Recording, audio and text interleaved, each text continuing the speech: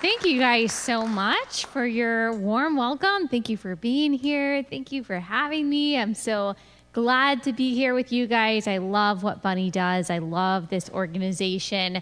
It represents this intersection that I'm so passionate about, getting Christians to be involved in the political sphere, to care about what's kind of sometimes denigrated as, culture wars that some people say don't have a whole lot of significance. But I think as we're seeing, especially as we've seen even over the past week in the Virginia elections, those so-called culture wars really, really matter. I like to say on my podcast that politics matter because policy matters because people matter. Politics affects policy, policy affects people. And if we as Christians are called to love our neighbor, while there are a variety of ways that we can love our neighbor, maybe not the primary way is through politics. One way that we can love our neighbor is through politics because policy affects people. So that's why I do what I do. I host a podcast called Relatable, as Bunny said, and the majority of my audience is female. I've worked very hard to cultivate that audience since about 2015. I started speaking at chapter meetings for sororities, actually. I graduated from college in 2014, and I was a communications major. I went into PR and social media, but I knew I wanted to speak in front of people. Literally since I could talk, a very long time I've known that I wanted to communicate to people, but I didn't know what exactly that would look like. And then the election was happening around, the primary was in 2015 for the 2016 election. I was right out of college. I lived in a college town, actually, in Athens, Georgia, even though I'm from here. And I decided, you know what, I really want to engage young people, especially young Christians, especially young Christian women, and tell them why they should care about this election. Why should you care about the primary? Why should you care about the presidential election? And so I started asking the sororities, can I please come and give this free presentation at your sorority house? And so some of them said no, some of them said yes, but I knew when I was standing in front of this group of, several hundred women talking about politics, okay, this is what I want to do. I don't know if you guys have ever had that feeling. And actually, the first time I had this feeling, I was giving the speech at graduation. I had this feeling of this is what I want to do for the rest of my life, is to help Christians know why these so-called culture wars, why these political battles that we're in actually matter. They have repercussions on people and on people's lives. And so that's what I do in my podcast, Relatable. It's majority women, as I said. It's majority young women, I would say probably 18 to 40 or so, a lot of moms. And I think the reason that I've been able to talk about the things that I have is because people are realizing that we're in this very particular moment that, I was 9 years old, I believe, 9 years old, on 9/11. And I remember sitting in church, and one of my grandmother's friends at church said, your generation has already lived through a lot. You've lived through this very contentious election, Bush v. Gore. You've lived through 9/11. Your generation is going to go through so much. And there was almost a feeling then, even when I was 9 years old, that the America that I was born into was going to be different. Of course, I couldn't articulate why, but I think that feeling has increased over the past 5 or 6 years even. I don't know, since 2015, I'm sure before that for a lot of you, but people my age, millennials, I was born in 92, and so my age, we're just now coming into adulthood, having kids, we have a mortgage, we've just now started to realize that the world that we were born into, that we were raised in, the America that we were raised in, is very different than the world that we are now raising our kids in. I have a 2.5-year-old and a 6-month-old, and I'm thinking about the things that I have to teach them that my parents just didn't have to teach me, that I'm going to have to explain what a man is, what a woman is, in a way that my parents never did, that they really could take for granted, that I would be able to go to school and I would be able to learn things that aligned with their worldview. Now we're realizing, especially parents my age, that there's nothing that we can take for granted. And I think that there's a little bit of a temptation for all of us to feel some nostalgia, especially maybe for older generations to feel nostalgia for a time when we didn't have to have conversations about what a man is, what a woman is, even what the definition of marriage is, the threat of the government encroaching on parental rights, things like that we're dealing with today. There's certainly a feeling of, can't we just go back to yesteryear? And will we go back? Will we ever go back to normal? Will we ever go back to a time where Christianity is in the mainstream again? And I don't know the answer to that. I do know that we live in a different era with different challenges and different obstacles than my parents did. We live in a different country than the one that I was raised in. And what I encourage people that I'm talking to is to actually just let go of the nostalgia, let go of that feeling that I wish that America was like how it used to be. I wish that we could go back to the 80s or 90s or early 2000s or whatever time feels more normal and feels more simple. The fact of the matter is that God, in his absolute sovereignty, has placed each and every one of us, our children and our children's children, on the specific tiny spot of eternity that he has placed us for a purpose, for a reason. God does things with specificity. He does things deliberately. He does things with intention. He does things with purpose. He doesn't do anything haphazardly. He doesn't do anything on accident or spontaneously. And so if I trust that the God that I serve is sovereign and that he put you and me at the time that he did for a specific reason, then I also have to trust that he is going to fully equip us to deal with whatever special obstacle that he has placed in front of us. So Christians have such a unique opportunity. My generation of Christians have such a unique opportunity. I hear people say all the time, oh, I feel so bad for millennials or Generation Z, that they're being raised in this time where they're growing up in such a complicated era, such a scary era. Is the end of democracy over? And all of these scary thoughts, and maybe so, but I have to trust that the God who is sovereign knew what he was doing when he put every generation on earth at the time and the place that he did. So that's why I do what I do. That's why I have the podcast that I have, to try to equip and empower, through the power of the Holy Spirit, to help people as I am learning about everything that's going on and trying to fit it into a biblical worldview. There's one thing, as I'm trying to make sense of all the chaos that's constantly happening, there's one thing that I have found that I love so much about God, and that surprises me every time. Genesis is one of my favorite books of the Bible, and every time I go back and I read Genesis again, there's something that strikes me about God that I feel like isn't talked about quite enough, and that is that God is a God of order.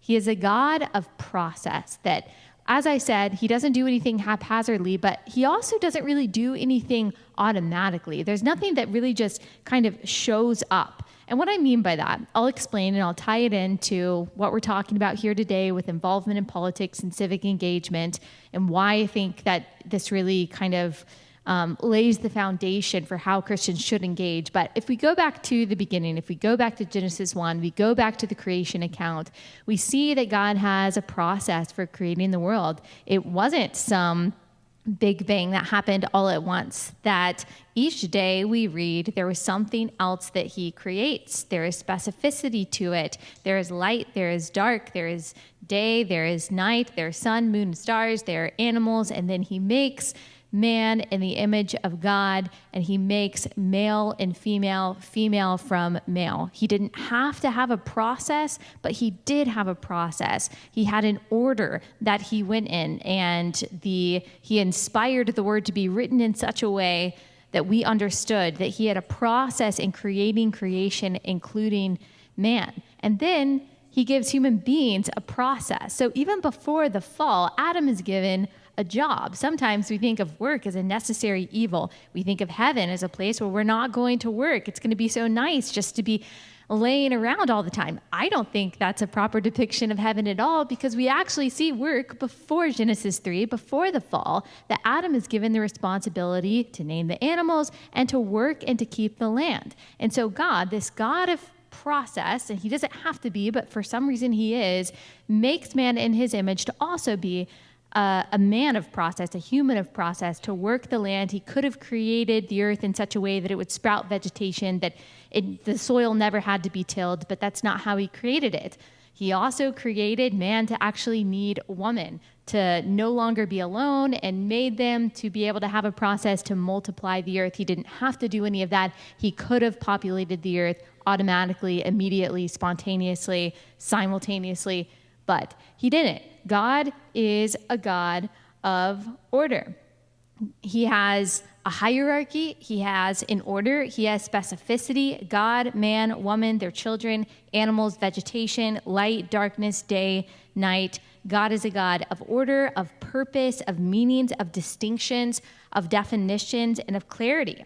And we see this not just in the creation account. We see this obviously in the giving of the law to Israel. He loves parameters. He loves boundaries, to keep them holy, to keep them set apart, to keep them protected. We see it, of course, in the great redemption story that culminates in Jesus Christ, the fulfillment of Old Testament prophecy. And we see that even today, that the plan of redemption is continuing to play out, and it will continue to play out as he wills until he comes back and makes all things new. He doesn't do everything all at once. He has processes and promises. He uses the process of evangelism and prayer to win hearts to himself. Christians, we gain sanctification through process. We gain wisdom through the process and the promise that he gives us to give us wisdom. So God works through process in his power. He loves order. God loves order, which is the exact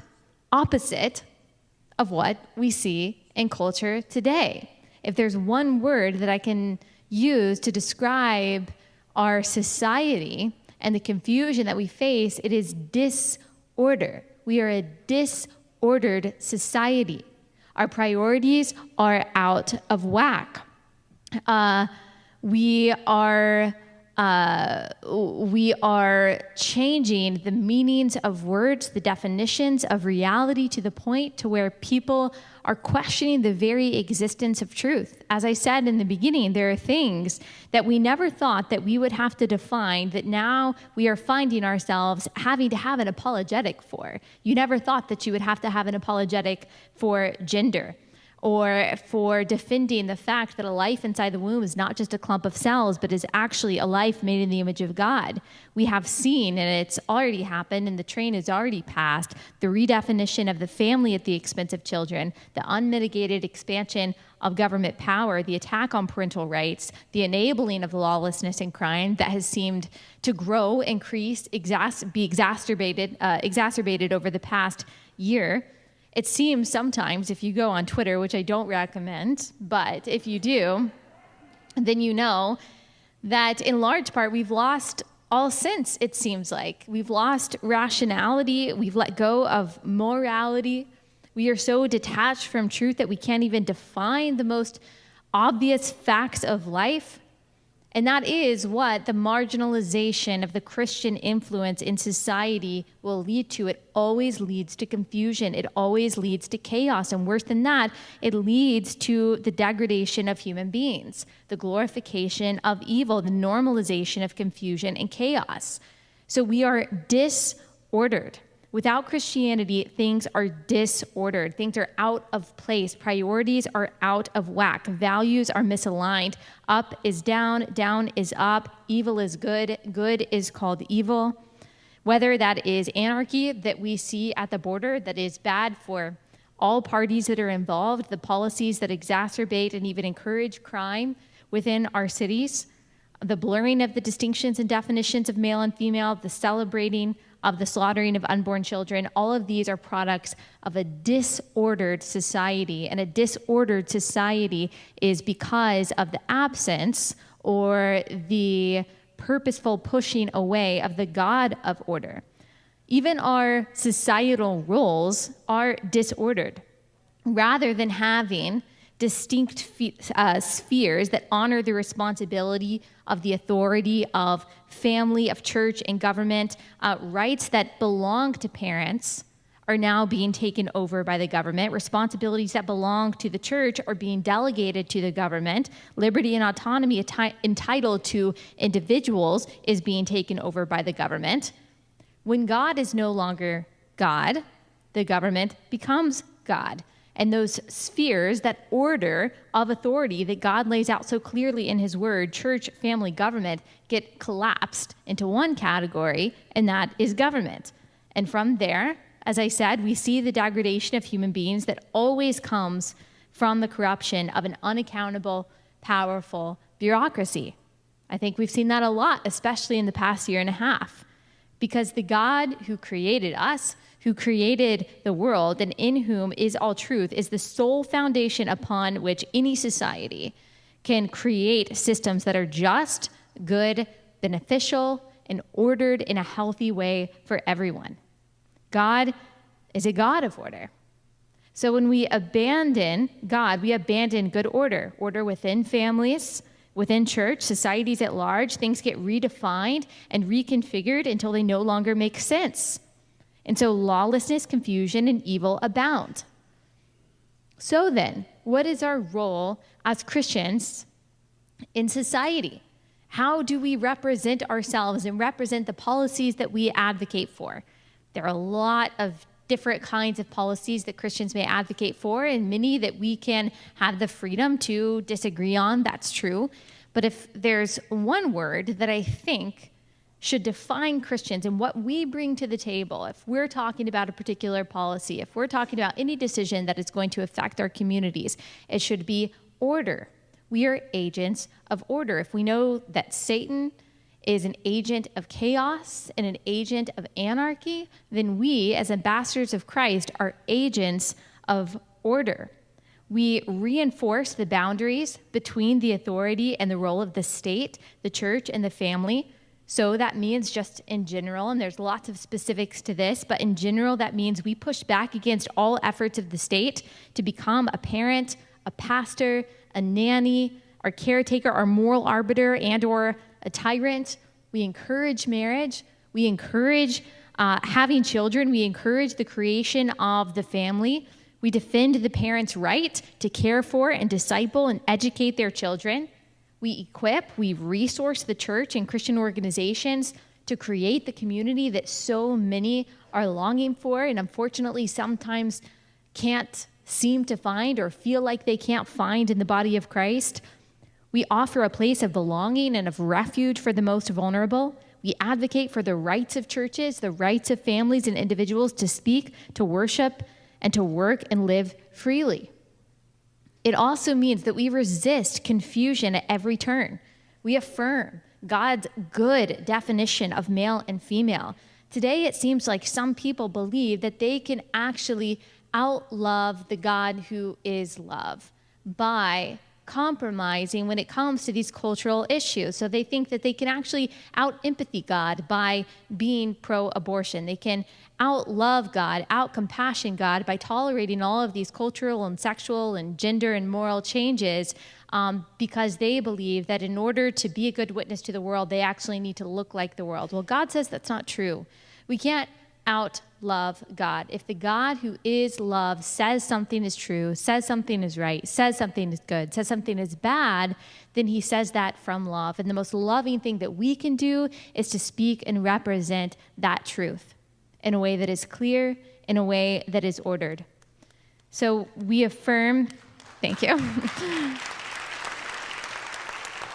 We affirm God's definition of marriage, the value of life inside the womb, the dignity of all human beings as made in the image of God, no matter their political affiliation, no matter their stated identity. We affirm the dignity of human beings as made in the image of God. We affirm God's order. Why? Because we love our neighbor. And if the God who is love says a particular order is good, then we are loving to affirm that. We become agents and representatives of that order when we advocate for a policy, when we run campaigns, when we sit on the school board, when we vote, whenever and wherever we engage in civic life. We lead our families by teaching them to live in God's order. And there are a few practical tips that I like to give people on my podcast that I think we can there are a few phrases just to remember when you are thinking about, okay, should I stand up for this issue? Should I push back against this? Should I get involved in this local issue? How do I do this? There are a few things that I like to say because I've loved seeing so many parents rise up and talk to their school board or talk to their school administrators or start to care about these issues that are really affecting their kids. And there's one thing that I really like to encourage the women in my audience to do after I make the case that politics matter because policy matters, because people matter. And the first thing that I like to say is to raise a respectful ruckus. Raise a respectful ruckus about the things that matter. People are going to tell you that if you push back against the curriculum that you see your kids learning in school, that you know is disordered, that you know is not good for the kids who are learning it, they'll call you all kinds of names. They'll call you a bigot, that you're trying too hard, that you're caring too much, that you just need to sit down. Or if you speak up in your workplace about a policy that you see as unfair, if you speak up about any kind of injustice, there's going to be opposition. And fear and silence in the face of that opposition is contagious. If other people around you who know where you stand see your silence and they see your fear, that's contagious. But the really good news is that courage is contagious too. Courage begets courage.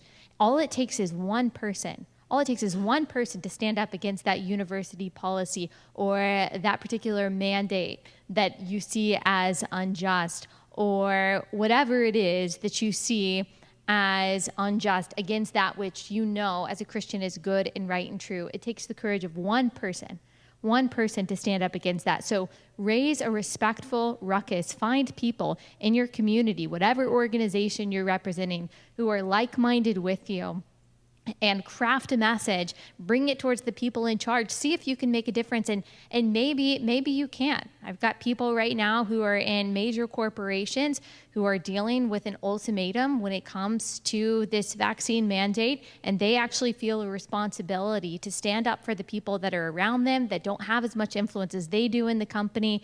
And this isn't a stance necessarily on any medical procedure, but it is a stance on liberty, that people feel like, okay, this is the thing that I'm going to stand up for. This is the thing I'm going to have courage about. And I've seen it make changes. I've seen it make changes in corporations. I've seen it make changes on the local level. Courage begets courage, and you standing up and raising a respectful ruckus actually can make a difference.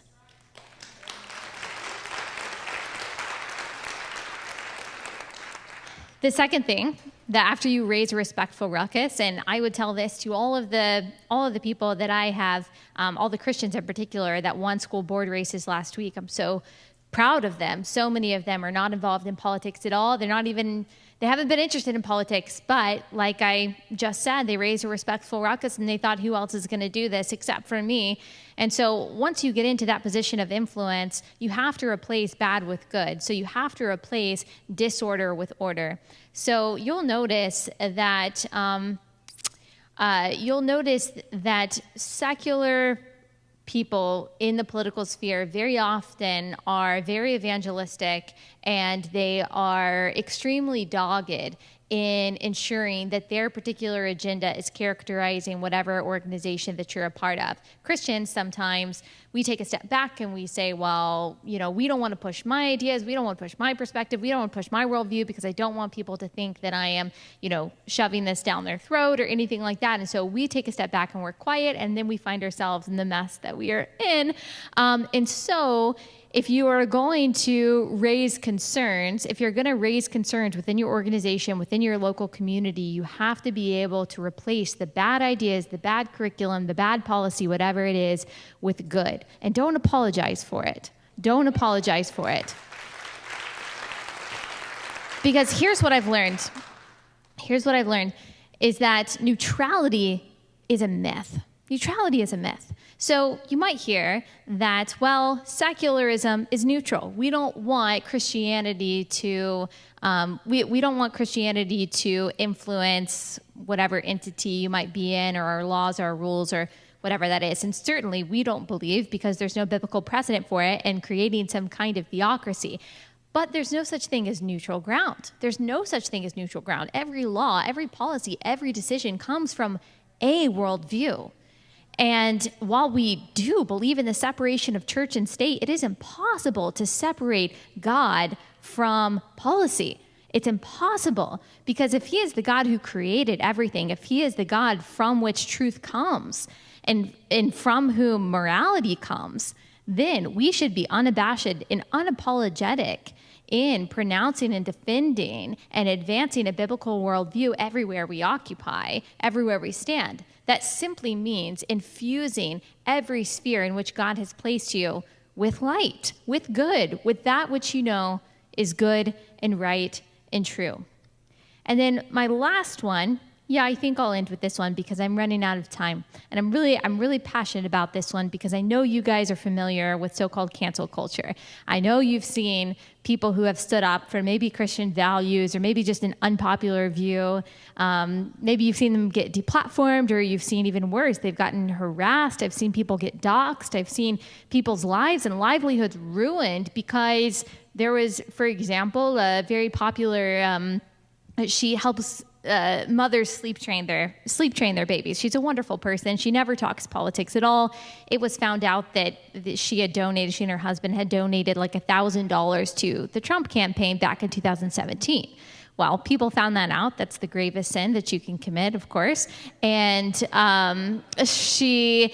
they posted all of her content, which you typically have to pay for in order to access. Someone who had access to her content posted all of the content for free online. That really impacted her. That impacted her family, could have impacted them financially. That kind of stuff happens a lot for simply opinions that are unpopular, that are not as politically mainstream as the mainstream would like them to be. And what I say in the midst of that, especially when we're talking about our fellow Christians, not simply people who share political opinions, but what I say is share the arrows. So if you see someone being unfairly maligned because they stood up for something that was unpopular, they stood up for what the Bible says about whatever it is, about abortion, about marriage, about sexuality, and they are getting unfairly maligned and harassed, you have no idea what impact it can make for you to raise your hand and to simply say, me too. Oh, she's getting criticized for that. He's getting criticized for that. Me too. I believe the same thing, or I at least defend her right to say that unpopular thing. I got a letter from that lady when she was being trashed online, even by people who call them her friends, by people with lots and lots of followers. I mean, it was a big ordeal. And all I did, this took no effort whatsoever, so I'm certainly not patting my own back. All I said to my followers was, please send her encouragement. Send her encouragement. Will you send her a message and just tell her that you appreciate her, that you're thinking about her, that you're praying for her, that you like the services that you offer. If you can afford to, buy one of her classes, do that. And she sent me a message. I had no idea if she was a Christian or not. She sent me a letter, actually, a long letter telling her that the encouragement that she got was the thing that made her keep going, and that the messages that she received showed Jesus to her in a way that she had never seen before. You have no idea. You have no idea what sharing the arrows of people who are in the line of fire, Christians who are in the line of fire, you have no idea what that can do. I mean, that shares the gospel with people. And so as a church especially, let us band together. Let us band together and share arrows with our fellow believers who are in the line of fire, who are being maliciously attacked or slandered or maligned, or gosh, far worse than that in other parts of the world. Let us stand with them, not just in our prayers, but also with our voices. Remember, courage is contagious. So if someone else is raising a respectful ruckus and you're like, you know what, I wish I had the bravery to do that, but I'm just too scared of getting canceled, of being called a bigot, whatever it is, I would encourage you to evaluate your priorities, to realize that we are in a time, an unprecedented time, a time where this country has not seen before. It's time for people to be courageous, for you to be that one person, to share courage with other people, to stand up for that which you know is good and right and true, God is a God of order. We are agents of order in the civic world, in the civic sphere. We get the privilege of doing that. And remember, when someone calls you unloving, when someone tells you that you're lacking compassion, you can't outlove and outcompassion God. If all you are doing is reiterating that which God says is good and right and true, then you are not only being an agent of order, you are also being an agent of love and an agent of eternal change. And that is the greatest privilege that any of us could ever have. So thank you.